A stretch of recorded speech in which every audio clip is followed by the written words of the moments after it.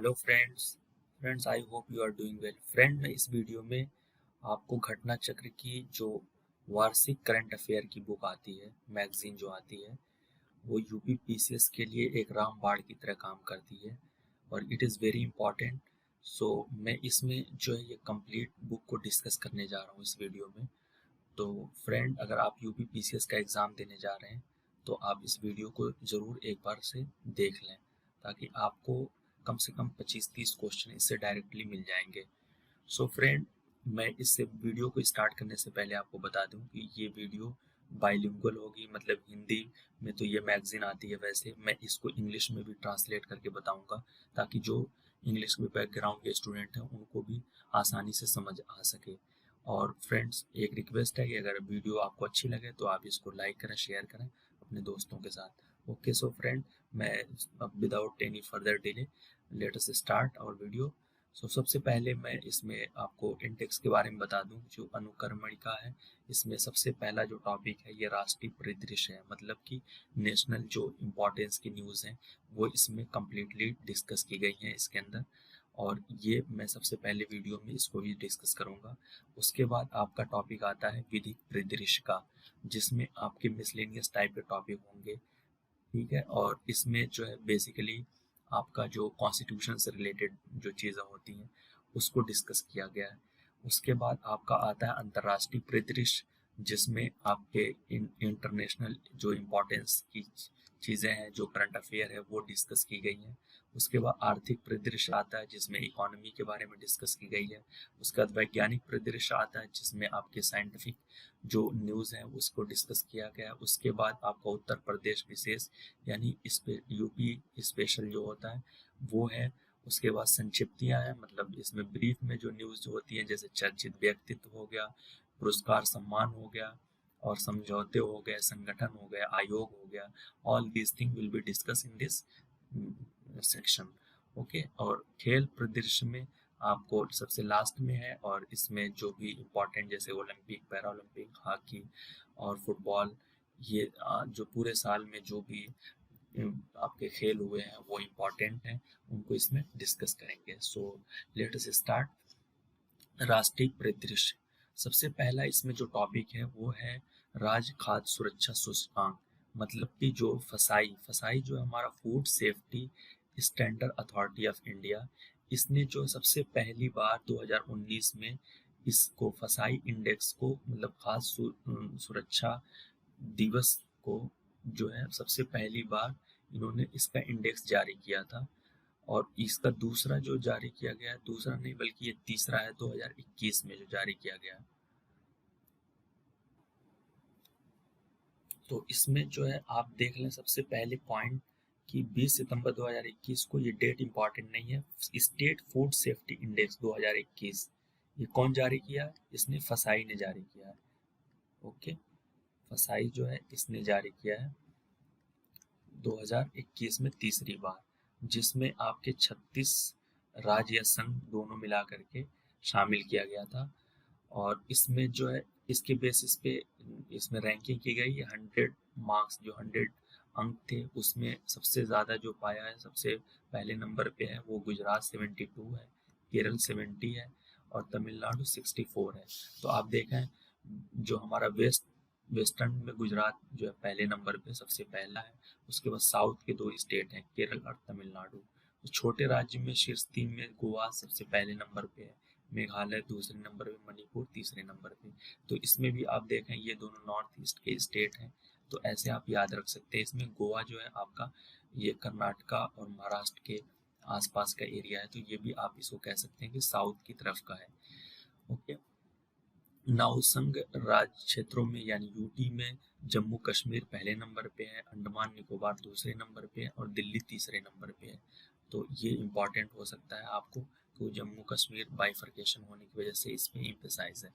सूचकांक में सबसे निम्न स्थान प्राप्त करने वाले राज्यों में यहाँ पे आपको ध्यान देना है, मिजोरम छोटे राज्यों में सबसे कम, बिहार बड़े राज्यों में 20वां स्थान है, लक्षद्वीप संघ राज्य क्षेत्रों में 8वां स्थान। इस सूचकांक में बड़े राज्य में उत्तर प्रदेश 5वां स्थान प्राप्त किया है। It is very important UP PCS के लिए कि यूपी का कौन सा नंबर है, इसमें 5वां स्थान है। ओके, नेक्स्ट, है रेल कौशल विकास योजना। रेल कौशल विकास योजना के बारे में आपको बस इम्पोर्टेंट जो पॉइंट्स हैं उसको ध्यान रखना कि ये किसके अंतर्गत आता है। तो ये PMKY के अंतर्गत इसको शुरू किया गया है। रेल कौशल विकास योजना यानी RKVY, और इसको शुरू किया गया है PMKY के अंडर में। इस योजना में क्या होगा, 3 वर्ष की अवधि में 50,000 युवाओं को प्रशिक्षण दिया जाएगा, जो कि इतना इम्पोर्टेंट नहीं है। आप सीधा आ जाएं कि इसमें कितने ट्रेड शामिल किए गए हैं, electrician, welder, machinist and fitter, और इसमें 100 घंटे का बुनियादी प्रशिक्षण शामिल होगा। उसके बाद इसका जो नोडल एजेंसी है वो कौन सी होगी, बनारस लोकोमोटिव। ये इज इम्पॉर्टेंट, आप इसको ध्यान रखें। इसमें आयु जो है 18 से 35 वर्ग होगा। It is also very important, इस पे चयन मैट्रिक के प्राप्त अंकों पे किया जाएगा। ओके, और इसमें बाद में एक प्रमाण पत्र भी दिया जाएगा, मतलब एक सर्टिफिकेट दी जाएगी। और ट्रेड प्रदान करने का उद्देश्य क्या है कि देश भर में 75 रेलवे प्रशिक्षण संस्थानों को चिन्हित किया गया है इसका, इस ट्रेड के लिए। ओके, भारत में अपराध की जो है उसकी एक NCRB जो है, national crime bureau, record bureau जो है, उसने भारत में अपराध यानी क्राइम इन इंडिया का प्रथम संस्करण 1953 में प्रस्तुत किया था। इट इज़ इम्पॉर्टेंट कि ये कब सबसे पहली बार जारी किया गया था, क्राइम इन इंडिया यानी भारत में अपराध। तो उसमें NCRB ने भारत में अपराध 2020 शीर्षक से रिपोर्ट किया, जो श्रृंखला का 68वां संस्करण है। Okay, 68th edition of this India crime report. Okay, 1 जनवरी से 30 दिसंबर तक के इसमें आंकड़े लिए गए हैं, जो बताता है कि 2020 में कुल 66,01,285 कॉग्निजेबल क्राइम्स यानी संज्ञेय अपराध पंजीकृत किए गए, जिसमें 42,54,356 IPC के तहत और 23,46,929 जो अन्य कानूनों के तहत ये अपराध दर्ज किए गए हैं। ओके, तो आप बस मोटी मोटा इतना याद रखें कि टोटल कितने क्राइम रिकॉर्ड किए गए थे। ओके, उसके बाद आता है कि 2019 की तुलना में इसमें क्या हुआ है, इस रिकॉर्ड में 28% की वृद्धि हुई, यानी 28% जो है वो क्राइम बढ़ा है इंडिया के अंदर। उसके बाद 2020 में ये इम्पॉर्टेंट है कि साइबर के कितने मामले आए, तो 50,035 साइबर के अपराध हैं, जो कि 2019 की तुलना में 11.8% बढ़ा है। 11.8% ये भी बढ़ा है। उसके बाद आप आ जाएं इस बॉक्स के अंदर इंडिया जस्टिस रिपोर्ट 2020 का। तो इंडिया जस्टिस रिपोर्ट 2020 में आपको न्यायपालिका, पुलिस, कारागार, कानूनी सहायता पर भारत के राज्यों की रैंकिंग जारी की जाती है। इंडियन जस्टिस रिपोर्ट इसको कौन जारी करता है, तो टाटा ट्रस्ट जारी करता है इसको। Okay, IGR release by Tata trust. इसका पहला संस्करण 2019 में जारी किया गया था। ये दूसरा संस्करण जो है वो 2020 में जारी किया गया इंडिया। और इसमें जो है इंडिया जस्टिस रिपोर्ट 2000 के अंतर्गत 18 बड़े एवं मध्यम आकार के राज्यों, जिसमें 1 करोड़ से अधिक जनसंख्या है, में सबसे पहला जो स्कोर था वो महाराष्ट्र का था। ओके, 18 बड़े एवं मध्य आकार राज्यों में उत्तर प्रदेश का स्थान जो है 18वां है। और इस रिपोर्ट के IGR के 7 छोटे राज्यों में पहला स्थान जो है वो त्रिपुरा का है, इंडिया जस्टिस रिपोर्ट में। नाउ अब इसमें हम दूसरा टॉपिक हमारा स्वच्छ सर्वेक्षण ग्रामीण यानी अर्बन रूरल एरियाज के अंदर जो हमारा स्वच्छता का क्लीननेस सर्वे है उसके बारे में है। तो ये सार्वभौम स्वच्छता कवरेज प्राप्त करने के उद्देश्य प्रधानमंत्री नरेंद्र मोदी 2 अक्टूबर 2014 को यह मैचिंग में आ जाता है कि स्वच्छ भारत मिशन स्टार्ट कब हुआ था, लॉन्च किया था। और इस मिशन को 2 उप मिशन, स्वच्छ भारत मिशन ग्रामीण यानी रूरल एरियाज, स्वच्छ भारत मिशन शहरी यानी अर्बन एरिया, स्वच्छ भारत मिशन ग्रामीण जल शक्ति मंत्रालय द्वारा, जबकि स्वच्छ भारत मिशन शहरी आवासन एवं शहरी विकास मंत्रालय यानी अर्बन जो आपका मिनिस्ट्री है उसके जरिए इसको जो है मतलब कि कवर किया जाता है। मतलब ये जो है आपका जल शक्ति मंत्रालय के अंडर में आता है, जो रूरल जो स्वच्छ भारत मिशन है। और जो शहरी स्वच्छ भारत मिशन है वो आपका आवास एवं शहरी कार्य मंत्रालय के अंतर्गत आता है। ओके, तो इसके लिए आपका भारत ग्रामीण में 100 मिलियन शौचालय के निर्माण के माध्यम से 2 अक्टूबर 2019 तक देश के सभी गांवों, ग्राम पंचायतों, जिलों, राज्यों तथा केंद्र शासित प्रदेश को अपने खुले में शौच मुक्त यानी ओडीएफ ओपन डिफेकेशन फ्री घोषित कर दिया था। लेकिन अभी क्या हुआ है कि अब ओडीएफ इसका फेज 2 लॉन्च किया गया जो ओडीएफ प्लस में प्रवेश कर गया स्वच्छ भारत मिशन ग्रामीण के लिए। ओके, तो इसमें आपको जो मेमोराइजिंग पॉइंट्स हैं वो ध्यान देना है कि इसको 2021 में लॉन्च किया गया है मिशन को, स्वच्छ भारत मिशन ग्रामीण का फेज 2। और ओडीएफ प्लस जो होगा इसमें क्या क्या चीज़ें और शामिल की गई हैं, तो इसके उद्देश्य में यह है कि पेयजल एवं स्वच्छता विभाग द्वारा संचालित किया जाएगा तेजी लाने के लिए इसको, मतलब ओडीएफ प्लस को। और इसके बाद इसमें जो है आपका जो इम्पोर्टेंट पॉइंट है वो है कि इसमें कौन कौन से एलिमेंट शामिल किए गए हैं। तो इसमें ठोस, तरल एवं प्लास्टिक अपशिष्ट का आकलन किया गया है, यानी सॉलिड, लिक्विड एंड प्लास्टिक के जो आपके गार्बेज होते हैं उनका इसको आकलन करना है, मतलब उसका डेटा तैयार करना है। मल अपशिष्ट प्रबंधन यानी डिफिकेशन के लिए जो है मासिक धर्म, मेंस्ट्रुअल हाइजीन पर जो उससे कचरा आता है वो यानी मेंस्ट्रुअल वेस्ट जिसे बोलते हैं, उसको भी इसके प्रबंधन यानी उसके मैनेजमेंट को निपटान करना है इसका भी। उसके बाद आपका स्वच्छ आइकॉनिक स्थल में जो ये जल शक्ति मंत्रालय द्वारा स्वच्छ भारत मिशन ग्रामीण की स्वच्छ आइकॉनिक स्थल यानी SIP स्वच्छ आइकॉनिक प्लेसेस पहल के चरण 4 के अंतर्गत 12 आइकॉनिक स्थलों के चयन की घोषणा की गई है, जिसमें 12 जो है निम्नलिखित है। सबसे पहला जो आपका है इसमें अजंता की गुफाएं महाराष्ट्र की है।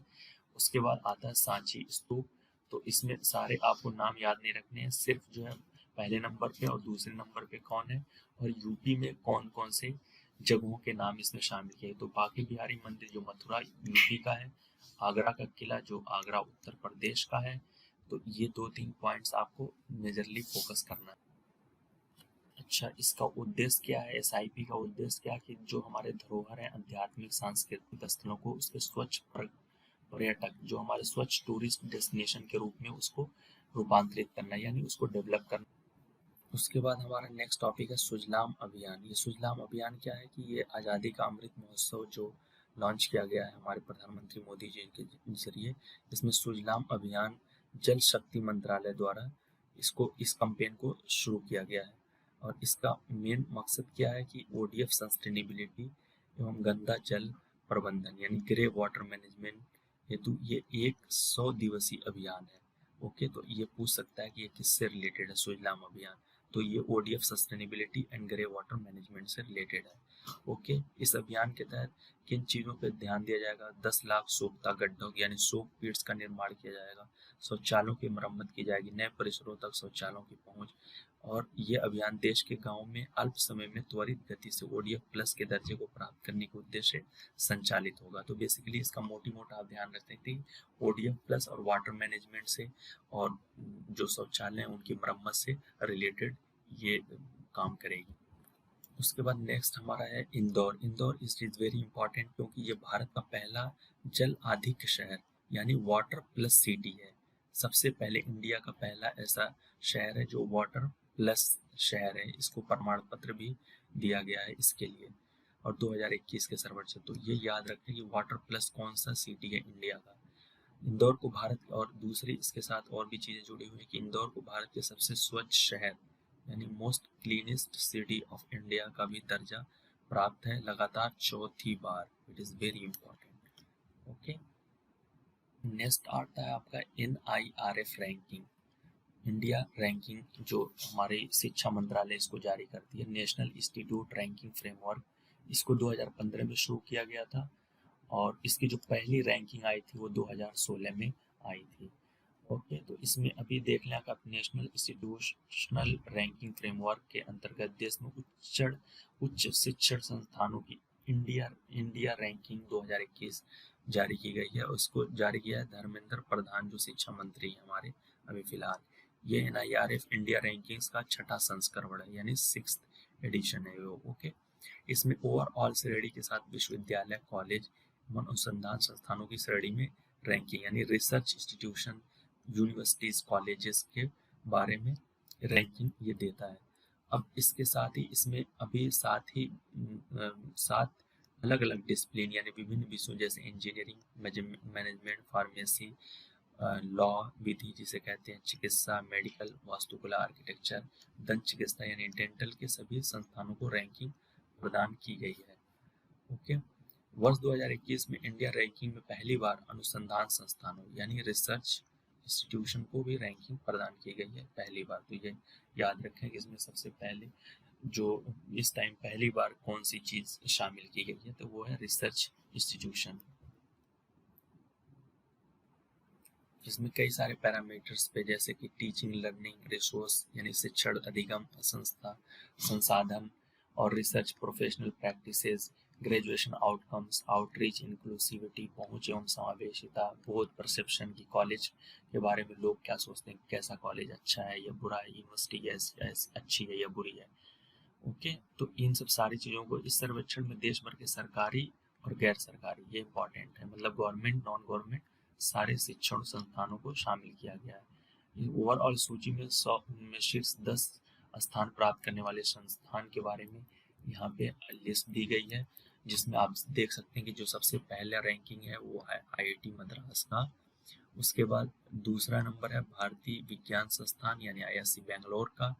उसके बाद आप इसमें सीधा आ जाएं नीचे, जो कि यूपी से रिलेटेड है, जो यूपी के कौन से कॉलेज या इंस्टीट्यूशन शामिल है इसमें, आईआईटी कानपुर शामिल है, बनारस हिंदू विश्वविद्यालय को इसमें स्थान मिला है टॉप 10 में।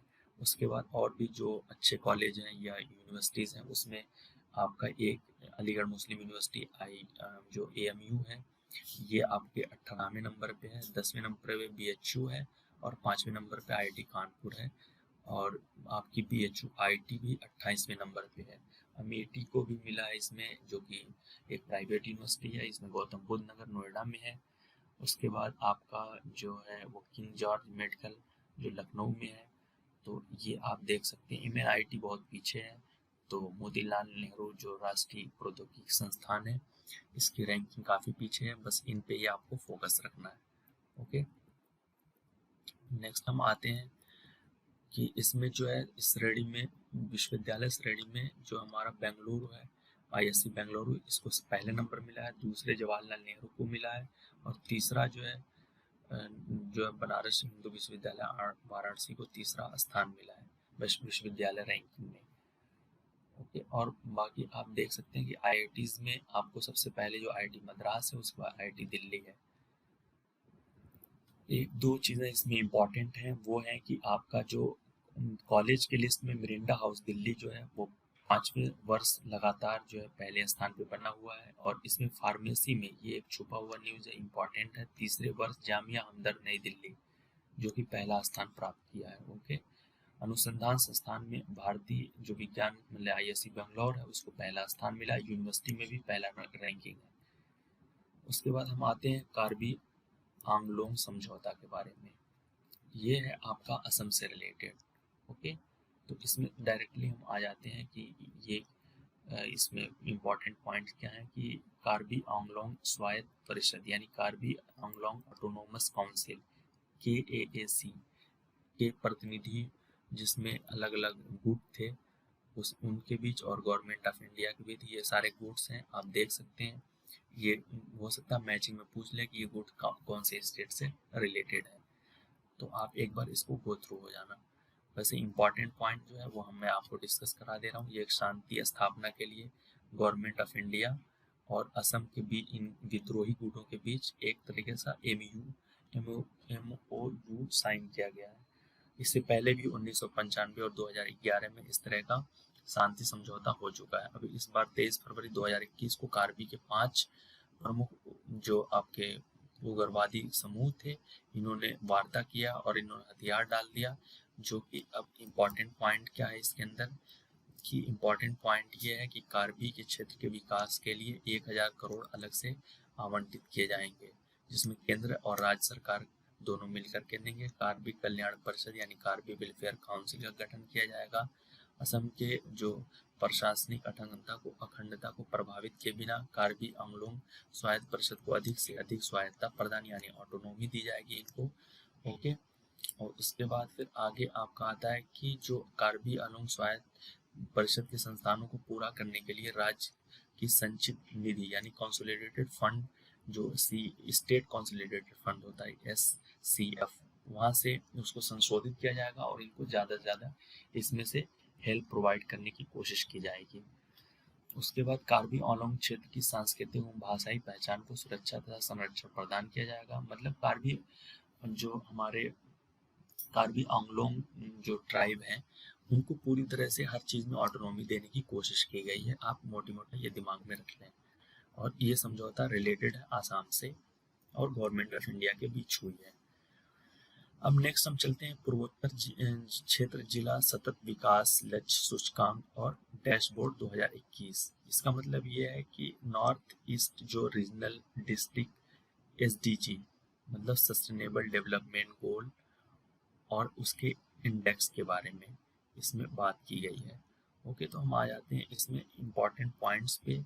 सबसे पहला पॉइंट ये है कि जो NERD/SDGI और डैशबोर्ड है संयुक्त राष्ट्र विकास यानी UNDP, नीति आयोग और पूर्वोत्तर क्षेत्र विकास मंत्रालय द्वारा एक अपनी तरह का पहला संयुक्त प्रयास है। It is important, very important कि जो ये परिषद नॉर्थ ईस्ट के लिए बनाया गया इसमें कौन कौन सी जो बॉडीज हैं वो शामिल हैं। तो नीति आयोग है, पूर्वोत्तर क्षेत्र विकास मंत्रालय है और आपका UNDP United Nation Development Programme, ये सारी बॉडीज इसमें शामिल हैं। अब हम आ जाते हैं इसके इम्पॉर्टेंट पॉइंट्स क्या क्या हैं। तो इसके इम्पॉर्टेंट पॉइंट्स में आप देख लें कि 8 राज्यों को इसमें शामिल किया गया। ये कौन से? अरुणाचल प्रदेश, असम, मणिपुर, मेघालय, मिजोरम, नागालैंड, सिक्किम एंड त्रिपुरा। और इनके सभी जिलों की प्रगति को उन 84 संकेतों के आधार पर मापता है जो सांख्यिकी और कार्यक्रम कार्यान्वयन मंत्रालय के राष्ट्रीय संकेतक फ्रेमवर्क NIF से संबद्ध है। ओके, तो इसमें आप बस इम्पॉर्टेंट पॉइंट्स पे आ जाएं कि इसमें जो है सबसे पहला सूचकांक के साथ पूर्वी सिक्किम जिला पहले स्थान पे है इसमें। उसके बाद गोमती और उत्तरी त्रिपुरा दूसरे स्थान पे है।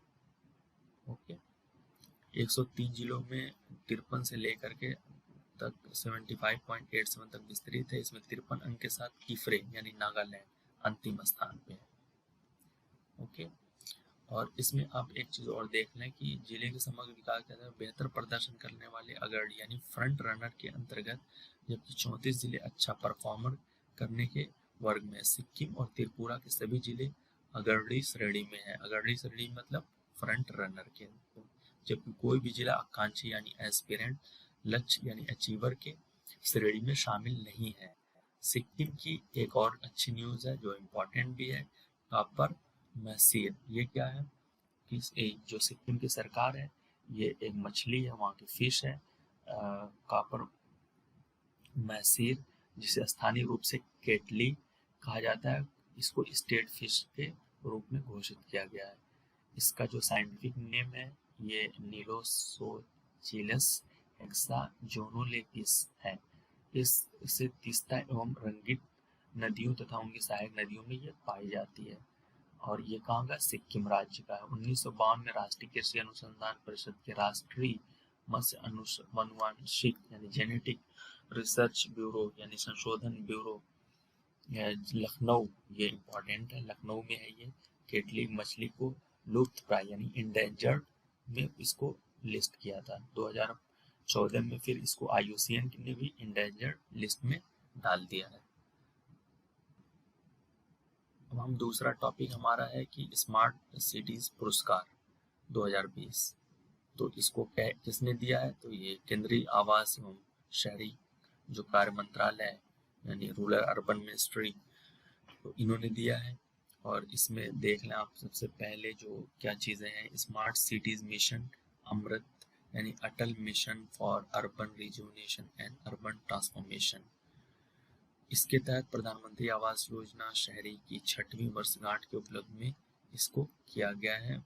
इसमें आ जाए सबसे पहला राज्य कौन सा है? तो आइसैक, ठीक है। उत्तर प्रदेश ने राज्य कैटेगरी में पहला स्थान हासिल किया है, जबकि मध्य प्रदेश दूसरे नंबर पे, तमिलनाडु तीसरे नंबर पे है। तो ये बहुत ही इंपॉर्टेंट न्यूज़ बन जाती है कि जो आपका स्मार्ट सिटी अवार्ड है उसमें यूपी ने पहला नंबर हासिल किया है। सिटी अवार्ड के संयुक्त विजेता के रूप में इंदौर और सूरत को घोषित किया गया है। और राज्य में यूपी पहले नंबर पे, दूसरे नंबर पे एमपी है, याद रखना एमपी, तीसरे पे तमिलनाडु है। वर्ष 2019 में स्मार्ट सिटी में सूरत एकमात्र विजेता था, लेकिन इस बार सूरत और इंदौर दोनों हैं। चंडीगढ़ जो है आपका यूटीज में यानी केंद्र शासित प्रदेश में पहले नंबर पे मिला। अहमदाबाद को स्मार्ट सिटीज लीडरशिप अवार्ड दिया गया है, अहमदाबाद को। इसके बाद वाराणसी और रांची क्रम से दूसरे और तीसरे स्थान पे रहे। Climate smart citizen assessment framework यानी CSCAF 2.0 के तहत सूरत, इंदौर, अहमदाबाद, पुणे, विजयवाड़ा, राजकोट, विशाखापट्टनम, बड़ोदरा शीर्ष 9 प्रदर्शनकर्ता शहर हैं जिन्हें 4 स्टार रेटिंग प्रदान की गई है।